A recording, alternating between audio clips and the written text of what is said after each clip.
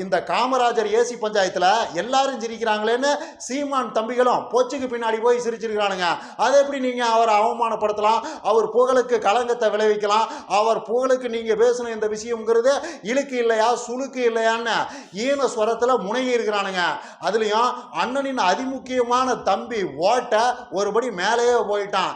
அதாவது ஏசியில வாழலாம், உங்களை மாதிரி ஓசியில தான் வாழக்கூடாதுன்னு ஒரே வரியில ஒட்டுமொத்த சோழியும் முடிச்சு விட்டான். ஏசியில வாழ்றது ஒன்றும் தப்பு இல்லையே, உங்களை மாதிரி ஓசியில வாழ்றதாண்டா தப்பு. ஏசியில வாழ்றதுல என்ன தப்பு இருக்கு? ஓட்டையோட இந்த பேச்சை கேட்டு ஒட்டுமொத்த திமுக காரங்களும் அவமானத்துல கூணி குறுகி போயிட்டாங்க. வெளியிலேயே தலை காட்ட முடியாத அளவுக்கு அவங்க எல்லாம் அசிங்கப்பட்டு அவமானப்பட்டு நிக்கிறாங்க அப்படின்னு நினைச்சு அப்பாவி ஆம குஞ்சுகள்லாம் ஆர்கசம் அடைஞ்சிக்கிட்டு இருக்கிறானுங்க. ஆனா இந்த விஷயத்துல உண்மைங்கிறது என்ன? ஓட்டையோட இந்த பேச்சுக்கும் ஒட்டுமொத்த திமுகவுக்கும் எந்த சம்பந்தமும் கிடையாது. ஏன்னா யாருமே ஓசியில வாழ கிடையாது. இந்த பேச்சு உண்மையிலேயே இந்த உலகத்துல ஒரு ஆளோட கனெக்ட் ஆகும்னா அது வேற யாரோடையும் கிடையாது, நொன்னன் சீமானோட தான். ஏன்னா ஒட்டுமொத்த வாழ்க்கையும் ஓசியில வாழ்ற ஒரே ஆள் நொன்னன் சீமான் தான். இன்ஃபேக்ட் இந்த உண்மையெல்லாம் ஓட்டைக்கும் தெரியும். தெரிஞ்சே அவன் இப்படி ஒரு பஞ்சை பேசி இருக்கிறான்னா அதே ஏசியில எல்லாம் வாழலாம்ப்பா, ஓசியில தான் வாழக்கூடாது, அதுதான் அவமானம் அப்படின்லாம் பேசியிருக்கிறான்னா இதுக்கு பின்னாடி இருக்கிற இன்ட்ரெஸ்டிங்கான விஷயம் என்ன, இதுல இருக்கிற இன்னும் கூடுதல் சங்கதிகள் என்ன அப்படிங்கிறத அறிவுபூர்வமா ஆதாரபூர்வமா அலசி ஆராயறதுக்காக தான் இந்த வீடியோ.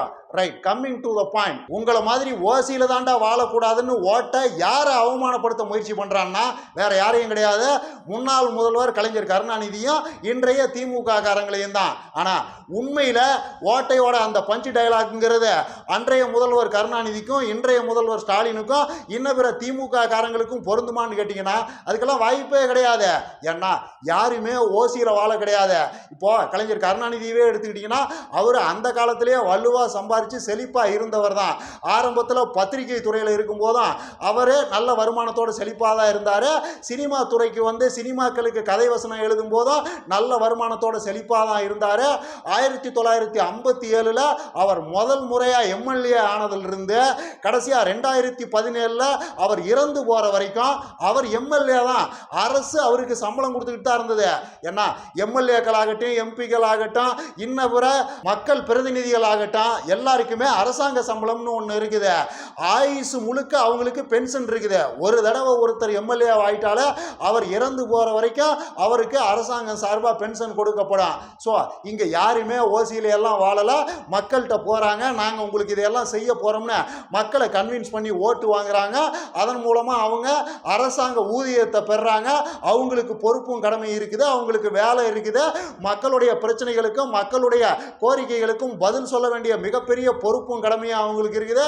ஸோ அரசியல்வாதிகள் அத்தனை பேர்த்துக்குமே வேலையும் இருக்குது, அதுக்கு உண்டான சம்பளமும் இருக்குது. யாரும் ஓசியில எல்லாம் ஒன்றும் வாழல. இப்போ எதிர்கட்சி தலைவர் எடப்பாடியார் இருக்காருல, அவரும் எம்எல்ஏ தான், அவருக்கும் அரசாங்க சம்பளம்னு ஒன்று கொடுக்கப்படுது. இதுல ரொம்ப முக்கியமா அவங்க அத்தனை பேரும் அரசாங்க சம்பளத்தை நம்பி தான் வாழ்றாங்கன்னு நான் சொல்ல வரல. ஆனா லீகலா சட்டப்படி அவங்களுக்கு வேலைன்னு ஒன்று இருக்குது, அவங்களுக்கு அரசாங்க சம்பளம்னு ஒன்று இருக்குது.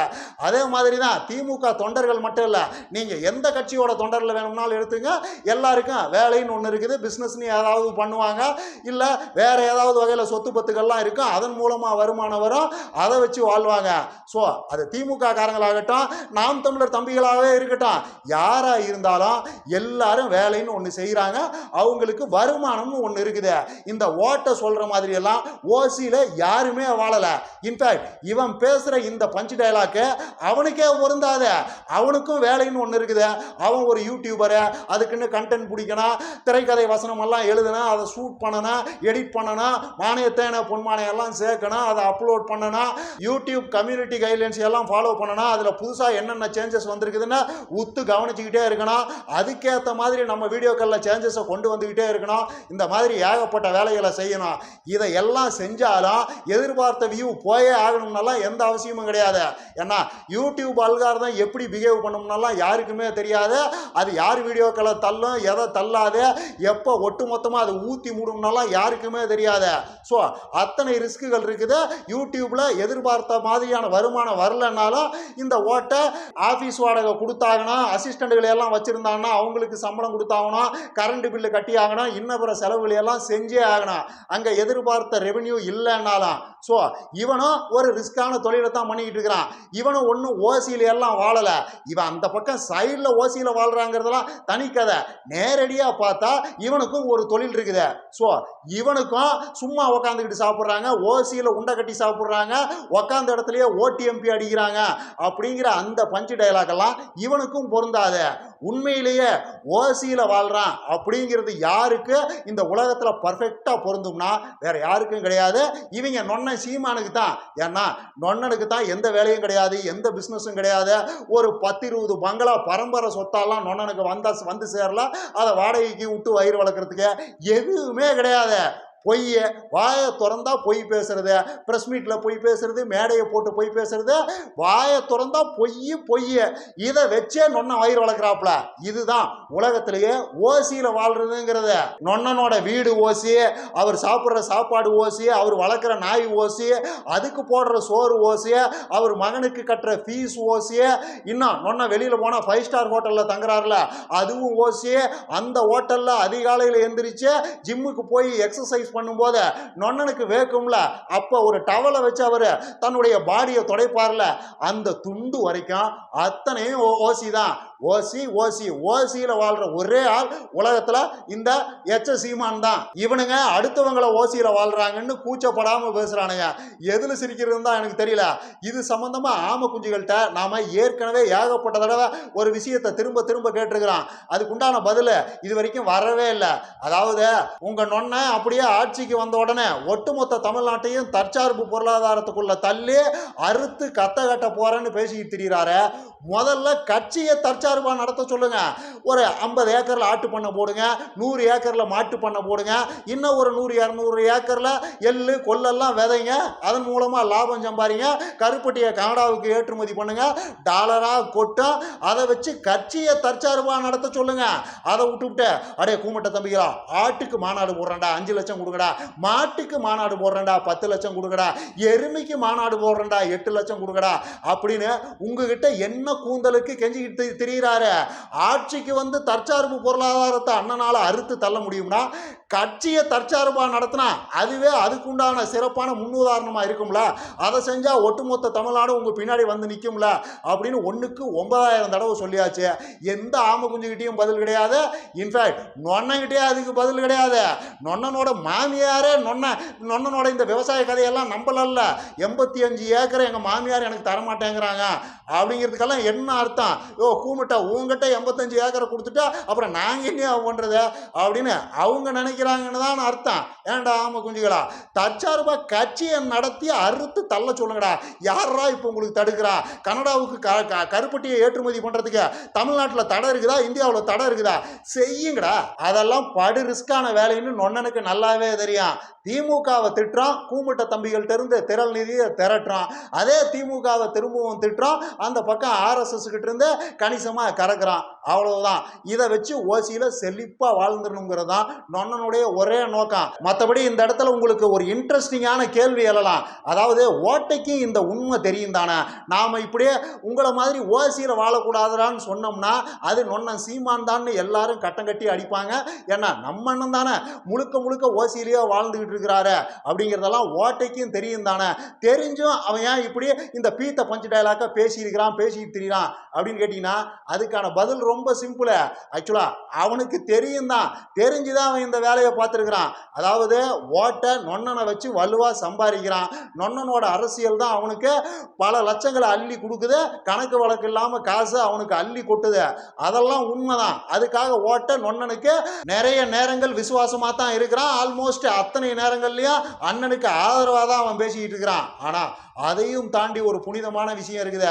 அதாவது வேலியில போறதை எடுத்து நொன்ன வேட்டிக்குள்ள விட்டு அதன் மூலமா அண்ணன் அவஸ்தைப்படுறதை பார்த்து ஆனந்தம் அடைய வேண்டிய அவசியமும் இவனுக்கு சில நேரங்கள்ல இருக்குது. அந்த சில நேரங்கள்ல ஒரு நேரம் தான் இந்த நேரம். அதாவது இப்பயும் ஓட்டைய பல பேர் அன்பொழுக ஆசையா அழைக்கிறாங்கல்ல.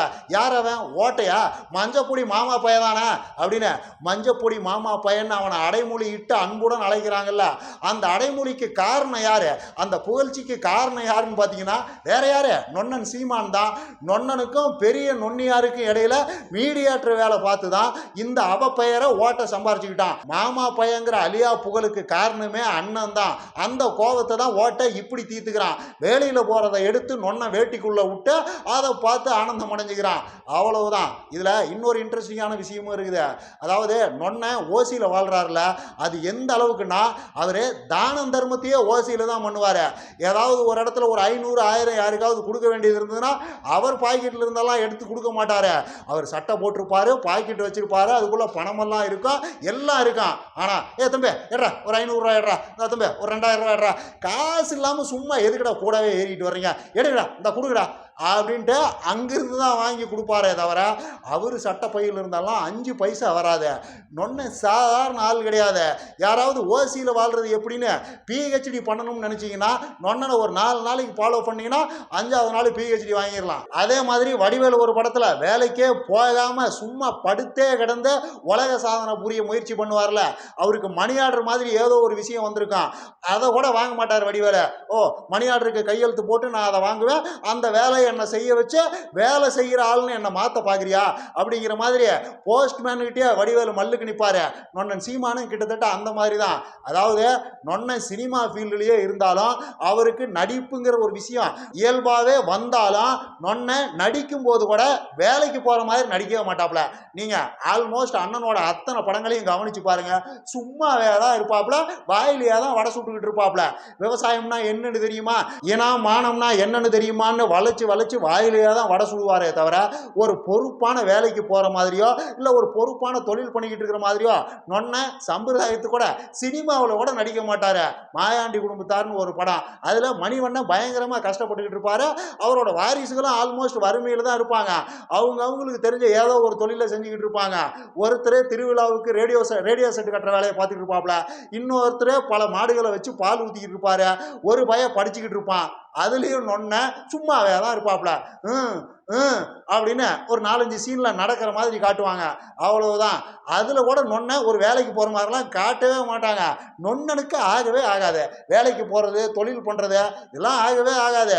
பொய்யே திரும்ப பொய்யா பேசுறான், அதை வச்சு கூமுட்டைகளை ஆட்டையை போட்டு வாழ்றான். அவ்வளவுதான். அதுதான் நொன்னனோட ஒட்டுமொத்த லட்சியமும். அதனால அடுத்த ஜென்மத்திலேயாவது அந்த ஆண்டவன் நமக்கும் நொன்ன மாதிரியே ஓசியிலேயே வாழ்ற மாதிரியான ஒரு அற்புதமான வாழ்க்கையை கொடுப்பாருங்கிற நம்பிக்கையோட நான் இந்த வீடியோவை முடிச்சுக்கிறேன். இன்னும் நிறைய பேசலாம். லைக் பண்ணுங்க, ஷேர் பண்ணுங்க, கமெண்ட் பண்ணுங்க, மறக்காம சப்ஸ்கிரைப் பண்ணிருங்க.